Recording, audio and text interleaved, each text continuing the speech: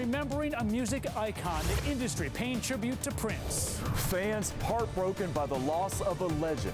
Regardless of what he did, it just always sounded incredible. We have night team coverage. Then a police-involved shooting in Everett, why officers say they were forced to fire. Warm weather settling in, so how long will our sunny streak last? Also, it's coming and it goes just over the new netting. a fan hit by a bat at Fenway. Why he says the safety nets didn't work. And treasure in the trash. Priceless jewelry accidentally tossed. A Norwell couple goes digging at the dump. It's all now from the night team. 7 News at 10 starts now. Tonight on 7. One of music's biggest icons dead. Fans paying tribute. He was so magnetic. I think Prince was the greatest talent of this era. The night team remembering Prince. The music industry is mourning the loss of a legend tonight. You're looking live at the Zakim Bridge, and it's lit up in honor of Prince. You see the purple colors there. The music icon passing away at the age of 57. His tributes and songs are being played around the world tonight. We have night team coverage of this loss of a legend, from reaction here in Boston to fans and mourning across the country. We begin with the night team's Ryan Schulteis. He's live for us in the newsroom. Ryan. And Johnny, police are investigating all the details surrounding his death, but tonight his fans and anyone who loves music is pausing to remember this icon. His music and personality were legendary. His purple flair played perfectly to a generation. It was Purple Rain that launched him to superstar status. He won both an Academy Award and one of his 6 Grammys for it. He was a self-taught musician. His sound of pop, rock, and funk seemed to follow no rules but his own. I wanted to be different. But this morning, the music fell silent. Prince was dead, and that news shocked everyone. Fans gathering outside his mansion tonight. I just can't believe it's true. I just can't believe it. I just can't believe he's gone. Police say Prince was found unresponsive in the elevator at his home at 9:43 this morning. He was pronounced dead minutes later. His publicist says there are no further details about the cause of death at this time. Just 1 week ago, Prince was in Atlanta for his final public performance. The next day, a private plane taking him back home made an emergency landing. Prince was rushed to the hospital. People close to him said he was suffering from the flu after recently canceling some concerts. Saturday, he was released from the hospital and threw a dance party to celebrate. During that party, Prince talked about his health, telling the crowd, "Wait a few days before you waste any prayers on me." You looked great, sounded normal. Prince was so private, he once adopted an unpronounceable symbol as his name. It was his skill as a performer that thrilled audiences, his flamboyance legendary. He helped shape the direction of the early music videos on MTV. By 1990, he was such a part of our culture, everyone was singing his songs.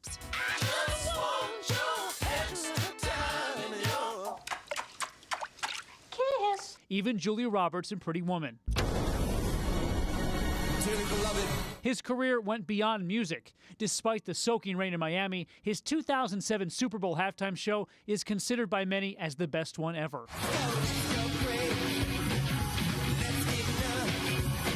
But through it all, he was a reluctant star, even shy. I'm really a musician at heart. That's what I do. I'm not so mysterious. I'm a pretty open book. Yeah, people who know my music, I would say, know me. The medical examiner now has Prince's body. An autopsy is set for tomorrow. In the newsroom, Ryan Schulteis, 7 News 19.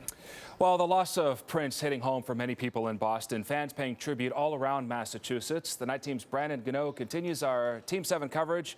And Brandon is live in our control room tonight. Brandon? Adam, I had the chance to sit down with a woman who worked very closely with Prince during Purple Rain and other albums. She said the way he dressed on stage was the way he dressed every day, but he was very quiet and simply loved to perform. Prince was very, very generous. So there are a lot of these out there in the world. Susan Rogers, a professor at Berklee College of Music, was Prince's audio technician during several albums, including Purple Rain and during the film. He was a rare bird, a very rare bird. He was someone I liked. He was difficult to work for. But he had a warm, warm heart, a generous heart, a kind heart, a respectful heart underneath all that. Rogers said Prince was quiet and an introvert, very intelligent, and was able to navigate the life of a celebrity that he ended his career and his life without a black mark. Prince did not die with a rap sheet, with scandals, with hordes of illegitimate children. He did not take drugs. He didn't drink. I mentioned before that when I knew him, he didn't use profanity. He was a good man. Rogers said Prince also loved women, but was always very respectful. He dated a lot of women. 92.5 The River in Boston, just like so many radio stations across the world, played Prince after Prince song over the airwaves. Whenever somebody posts about seeing Prince, it's always ended with, and it was the best concert I ever saw. I think Prince was the greatest talent of this era. Prince is just so like iconic. Like I think regardless of what he did, it just always like sounded like incredible. It will be easy to talk about him, and it'll be sad, and we're going to be missing him a long, long time. Rogers also went on to say that Prince never used a machine to fix his mistakes. He played in perfect time, something musicians were always in awe of. In the control room, Brandon Gano, 7 News 19. And Prince paving the way for many artists in the music business tonight. The industry is pausing to remember. There has been an outpouring of emotion after the sudden loss. Celebrities and stars like Justin Timberlake and Aretha Franklin paying their respects. The sudden loss of Prince shocking the music world. LaToya Jackson saying this in an interview today. Prince was one of those artists that whenever he was on stage, it was hard to get him off. Because he loved what he did. He would like to keep performing and keep performing and keep performing, which was really wonderful, which was really great. And that's what I love most about him, is that the fact that he loved his art. He loved what he did, and he was excellent at it. He was great at everything that he did. Memories of Prince poured in all day from legends in music. Such a blow. It's really surreal. It's just kind of unbelievable. Definitely an original and a one of a kind. Arsenio Hall talking about the time Prince was on his talk show. It went into another gear when Prince came on. And Justin Timberlake tweeting simply, "Numb, stunned. This can't be real." Timberlake was highly influenced by the iconic performer. He says Prince is somewhere in every song he's written. Prince also inspired a younger generation of pop idols. Katy Perry tweeting, "And just like that, the world lost a lot of magic. Rest in peace, Prince. Thanks for giving us so much." And although his death is tragic, his art and music will live on forever. And Julian Edelman tweeting out after news broke of Prince's death, the Pats wide receiver saying, "Rest in peace, #legend." In honor of Prince, the New Yorker posting an early look at next week's cover. The artwork, Purple Rain, is a tribute to the legendary singer and the legacy he left behind. Writers for the weekly magazine are also posting their tributes to the pop star. Stay with 7 News for continuing coverage of this loss of a legend. You can get updates on air and on our mobile and tablet apps as well. And we're following breaking news just outside of Chicago, where firefighters are battling a massive warehouse fire. You can see the flames tearing through this furniture warehouse. This is in a suburb of Chicago. The fire broke out around 6 p.m. this evening. It's still raging on. Officials say that everyone inside was evacuated safely. No word yet on the cause, but that is burning rapidly right now. And we're following breaking news out of Everett. The suspect shot after a police-involved shooting in Everett has died. Police say the suspect charged at officers with a knife and ignored commands to put down his weapon. The Night Team's Tim Caputo live in Everett with some breaking details for us. Tim? Yeah, District Attorney's Office just sending out that release a short time ago saying that man who was shot at the intersection just down the street from where I'm standing has died at the hospital. They also said while he was carrying a knife, that officer repeatedly told him to put the weapon down, but he just wouldn't drop that knife. Back up, folks. Back up. Cell phone video shows the moments after a suspect was shot by an Everett police officer in the middle of a busy intersection. A crowd gathered in Everett Square as first responders worked on the injured man. Sources tell 7 News police were initially called to Broadway and Chelsea Street to respond to an emotionally disturbed person. That suspect was allegedly armed with a knife and lunged at the officer. I just hear, 5 shots. I I knew it was 5 shots, and then I saw all the cops coming down Chelsea Street. And I knew there was something going on. I heard tons of cruisers for half an hour coming, and then I saw the block off the street over here. The suspect who was shot was rushed to the hospital. The streets were shut down for hours as police collected evidence. A knife can clearly be seen next to evidence marker 1, and at least 5 shell casings were also marked on the street. You can't see the altercation on the surveillance video from the convenience store on the corner, but you can see customers stop and stare after the incident. Yeah, door was open. I heard the shots, and I had a customer, so I took the customer and then ran out. And I see the guy was down on the ground. That's all I see. The whole thing was likely captured on video. There are 4 cameras set up right above the intersection where this happened, but it's unclear if investigators have checked the tapes to see if the cameras are rolling. That police officer was not injured. He was placed on administrative leave. That's department policy anytime you're involved in a police officer-involved shooting. That's the latest live from Everett. Tim Caputo, 7 News 19. A school scare in Lowell. Police arresting a 36-year-old man that they say threatened to shoot up an elementary school. The night team's John Coco live for us in Lowell. He has the details tonight, John. When we arrived here tonight, police were still in front of this school going in and out. Needless to say, parents are worried.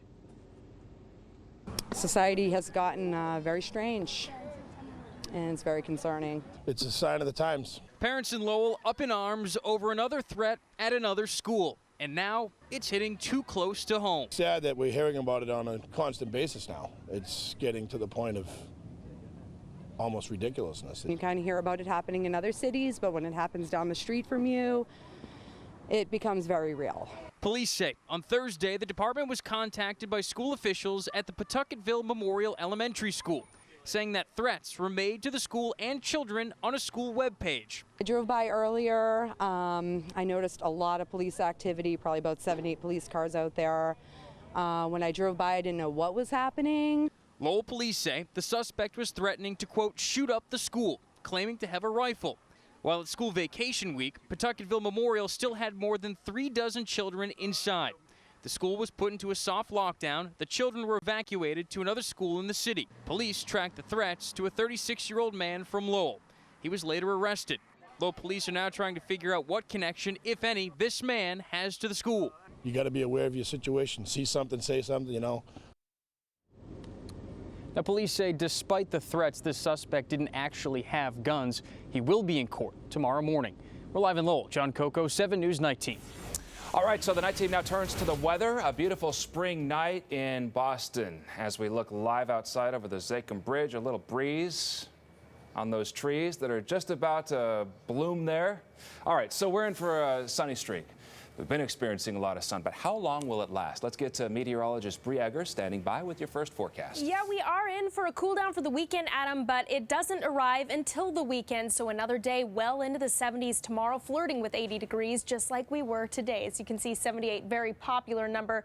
Nashua, New Hampshire, all the way down to Norwood. 77 for the city of Boston, although it took almost all day to get there. We finally popped up to 77 right around 4 o'clock this afternoon. Current temperatures in the 60s, 64 for Boston, 58 for Norwood. We stay very mild overnight tonight. Just a bit of a breeze out of the southwest, especially in the city, also for Cape Cod and the islands currently. And check this out, a beautiful shot of the moonrise tonight from Eileen and Southie. Just gorgeous. It is known as the pink moon. It just appears pink in that moonrise photo there. It's not really pink. It's called pink for the pink flowers that we see typically this time of year in spring. Clouds will increase as we head through the nighttime hours, and you can see the showers not far off. We've got to run through the timeline on this, coming along with a cool front. All of those details to come in just a few minutes. And there's more news tonight. A suspected hit-and-run driver with a lengthy criminal history now under arrest. He's accused of running down a teen in Brockton. Today he was called to court, and a judge wasted no time upping his bail. The night team's Kimberly Bookman explains. A judge calls him a career criminal, a menace to society with a 20-page record. After 39-year-old Christopher Jansky was arrested for hitting a 13-year-old boy crossing a Brockton street, then taking off, that judge increases the suggested bail to keep him behind bars. This is going to stop. The bail is going to be set at $750,000. His mother, who watched him get arrested at her Abington apartment home Wednesday, says her son was wrong. I feel so sorry it happened. It should never have happened. He should have got out of that car, no matter what the reason. You should have got out and made sure that kid was all right. Police say Jansky was driving a rented vehicle without a license, his girlfriend by his side when he struck the boy. A neighbor's surveillance camera shows the vehicle taking off.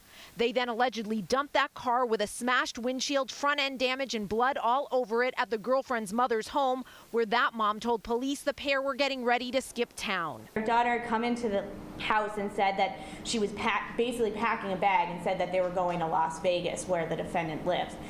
Said she had been in an accident. As friends leave get-well notes for the young boy still in the hospital, the judge has little patience for Jansky's defense. No witnesses put Mr. Jansky directly behind the wheel. Kimberly Bookman, 7 News Night Team. And Sky 7 over the scene of an accident that involved a school bus in Nashua, New Hampshire. 4 children, 1 adult are taken to the hospital with minor injuries. This happened this afternoon. Officials say there were other kids on the bus at the time of the crash. No word yet on what caused that accident. A horrific case of animal abuse in Revere. A cat found abandoned in a dumpster. The feline was zipped up in a duffel bag. Investigators say it could have been there for days. A woman says that she found the cat when she heard cries coming from the dumpster. She says the cat couldn't walk and was in horrible health. Just knowing that somebody would do something like that, I mean, there was nothing wrong with the cat. To put it in a bag, zip it up, helpless, throw it in a dumpster to be, and that's a form of torture. You can't do that to animals. Is that not your favorite? The cat is now at a veterinary hospital in Peabody, and as you can see, cat's doing much better. A terror takedown in Rhode Island. Federal officials indicting 2 men on charges of conspiring to commit acts of terrorism after pledging allegiance to ISIS. The U.S. attorney on the case now saying that David Wright and Nicholas Rovinsky were plotting attacks in the United States. For months, the Joint Terrorism Task Force had been watching the 2 men, along with the man seen here, Usama Abdullah Rahim. Investigators learned that on July 4th, 2015, the group was planning to behead a New York woman who organized a Texas exhibit that included cartoons of the Prophet Muhammad. But those plans changed in early June when Rahim turned his target then to local police. Officers confronted Rahim on the street in Roslindale when he refused to drop his knife. Police shot and killed him. We're now learning Rahim was in communication with the leader of ISIS who urged him to carry out attacks in the U.S. In the new indictment, the FBI says Rahim, along with Wright and Rovinsky, organized a martyrdom operation cell and were surfing the internet for flammable chemicals and tranquilizer guns. Both men are being held without bail. Sky 7 HD over the scene of a house fire in Chelsea. This fire broke out around 6 o'clock tonight on the 3rd floor porch. The Red Cross says they're helping 14 people from the Cottage Street home, including 6 kids. 2 firefighters were sent to the hospital for minor injuries. Still not clear what sparked that fire. To Lawrence, where a backyard shed goes up in flames. You can see the fence there just melting away from the intense heat. Crews worked to quickly knock down that fire on Ware Street. And in South Boston, crews working to control a house fire on Silver Street earlier tonight. They say the fire kicked back up about 20 minutes after it was extinguished. The homeowner says he doesn't know how the fire started, but is hoping investigators find out. An 11-year-old girl making the save when her family's home goes up in flames. This fire torching the 2nd floor of the Weston home. Workers boarding up the damage this afternoon. The girl's mother says she smelled smoke and found an upstairs couch on fire. 11-year-old Anna grabbed her mom's phone in the middle of the chaos. She didn't know the password to unlock the phone, but with her cool head was able to figure out how to make the 911 call. Her mom says she's grateful for her daughter's quick thinking. We ran out the front door, grabbed the dog, and we had no shoes, but we were safe.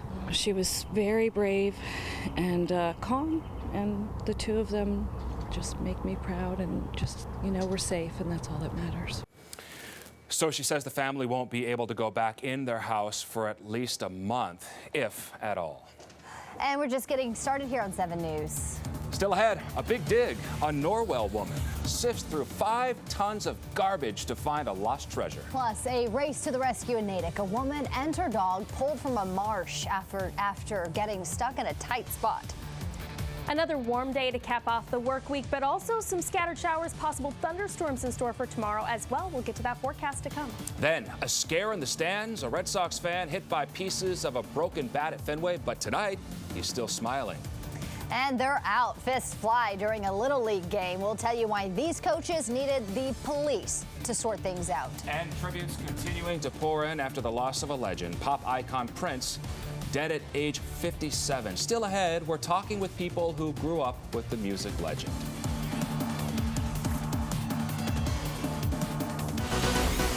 Right now, following some breaking news out of Taunton, where a fire is tearing through the roof of a home. You can see some video here just into the newsroom. It's happening on Somerset Avenue. You can see flames shooting through the roof. There's no word on injuries at this point, but we're working our sources from our breaking news desk, and more information comes in, we'll be sure to pass it along to you right here. And also on 7, diamonds in the rough in Norwell after a woman accidentally throws out some precious jewels. That jewelry ending up then in the trash. She rushed over to the dump with some friends and they started digging. The group getting a little bit of luck. Yep, so tonight she's talking about what turned out to be an incredible find. My husband Joe. Cecilia Callahan's wedding ring, diamond pendant, and her grandmother's engagement ring accidentally tossed into the trash just a day before her anniversary. We were going out for our anniversary on Saturday night. I took off my rings and my pendant and cleaned them in my ultrasonic cleaner, put it in a paper towel to dry. I was chasing the trash and I cleared off the counter and put everything in the last bag and ran out with it. She realized her mistake a few hours later, but the trash had already been picked up. I was having a heart attack. But thanks to her neighbor who called the trash company and one garbage man who could sympathize. If I go home without my wedding ring, that's going to be the end of that one. Cecilia and her husband headed to the dump and had no choice but to dive in to more than 5 tons of garbage. Yeah, we were really in the trash. After a few hours of digging, I saw it. It was at the bottom of the pile. And I'm like, that looks like mine. I pulled it out. And it was mine. Oh, I was so excited. I was so excited. They certainly were lucky. It was like winning a lottery ticket, let's put it that way, because you'll never find what she found. I mean, if you could see there just the amount of trash, how it's getting mangled up, it was like exactly finding the Willy Wonka ticket, you know what I mean? But more than luck, Cecilia points to people who were willing to lend a helping hand. Well, they were so kind. They went above and beyond what I call the call of duty. In this day and age, you don't find so many nice people. Nice pieces there. Looks great on her. And after an understandably long shower, Cecilia and her husband were able to enjoy a lovely dinner on their anniversary, which happened to be the next night. Well, firefighters racing to the rescue in Natick when a woman and her dog are found stuck in a marsh. Crews responded to a 911 call and found the woman waist deep in mud in the Hunnewell Town forest. So one firefighter put on a rescue suit, anchored himself to another firefighter, and then waded her out. And in about half an hour, the team got the woman and her dog back on dry land.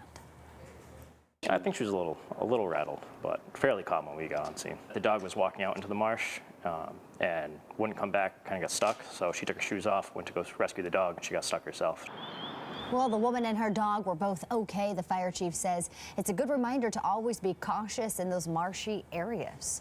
A sinkhole causing some headaches in South Boston today. Definitely, it opened up on Vinton Street, just a few feet away from some parked cars. That's a big hole. The hole itself is at least several feet deep. In fact, city workers rushed to the scene to fix that problem. And a close call at Fenway. The piece of a bat flying into the stands, hitting this fan. He was struck despite new expanded netting meant to protect the crowds. The night team's Dan Housley caught up with that fan for more on his frightening experience. Off a crackback ground ball to short. Sox fan Dylan Santos says he knew right away that broken bat was headed right at him, and the new nets weren't going to stop him. A bat, it's coming, and it goes just over the new netting, just over the top of it, and starts heading my way. And my initial reaction was, cool, here comes this bat, and then I was like, uh-oh, here comes this bat. Santos says when he got to his seat along the third baseline, he noticed the new nets that are supposed to offer fans increased protection, but this bat got past. Went to try to catch into my gut like a football player almost would, and it kind of just ricocheted off my thumb and landed in front of me. Santos tweeted out, just got hit by a flying bat at the Sox game. All good, though. MLB took the bat, but get to go on the field after the game. Santos also showed off the ball he got in exchange for the bat, and though the 24-year-old's hand was sore and swelling a bit, he added going to take more than that to get a diehard Sox fan to leave the game. Santos knew about the serious injury Tanya Carpenter suffered from a flying bat that in part prompted the Sox and Major League Baseball to add protective netting. He doesn't think his bat encounter means they need to add a lot more. You know, maybe make the netting just a little bit high to cover that whole section and maybe the walkway behind me so no one gets hit. But as far as everything behind that, you know, I think it's pretty safe. Dan Housley, 7 News Night Team. The Boston Public Market announcing today it will have extended hours in just a few months. Starting July 18th, the local food marketplace will be open every day of the week instead of just Wednesday to Sunday. Executives say they're making the change because they've had such a successful first year. Coming up, continuing coverage of Prince's death. We hear from a man who went to high school with the superstar. Temperatures well into the 70s once again tomorrow, but then a bit cooler for the weekend. We'll run through the timeline coming up next. And a brawl on the ball field. Parents get out of control at a Little League game. A shocking video coming up next.